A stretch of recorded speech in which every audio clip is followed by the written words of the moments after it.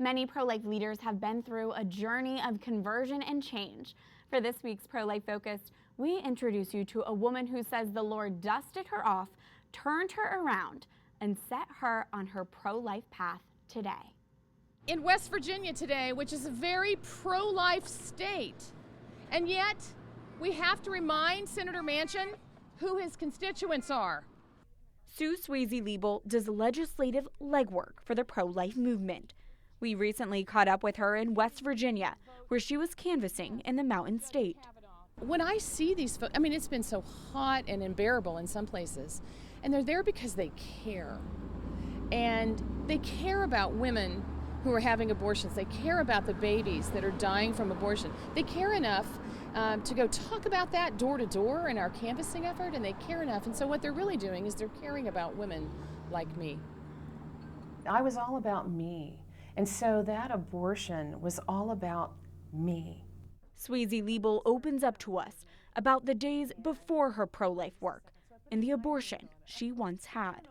It's still, even to this day, it's kind of like a nightmare that won't go away.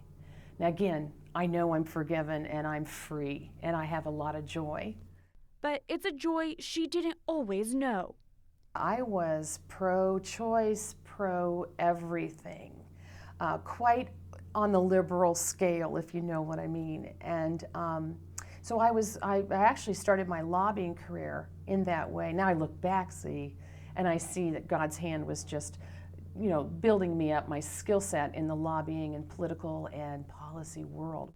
After spending about 2 decades as a lobbyist, Swayze-Liebel can remember the day the Lord put her on a different path.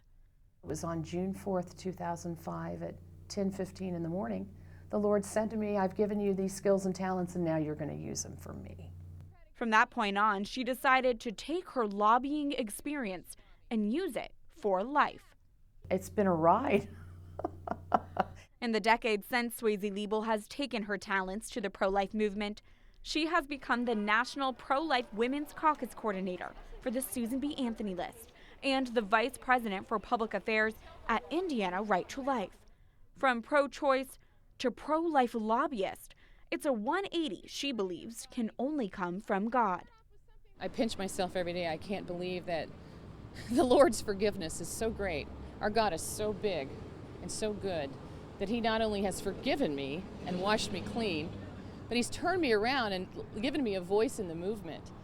This Christian woman uses policy as a tool to change hearts and minds on the issue of life. Politics is, just like anything else, is a mission field. It's unique, and some days I wonder why He gifted me in this way, but it is a mission field. And so after all those years of being a lobbyist, when I went back in the State House, I viewed it as a mission field. And there are days when it's not easy and it's not fun, and there's a lot of pain attached to abortion. But it is, nonetheless, we send missionaries to places that need the light. A light Sue Swayze-Liebel hopes will reach other women so they don't have to have dark chapters like hers. I'm a policy person and a political person, but I don't want to see any other woman go through what I've gone through.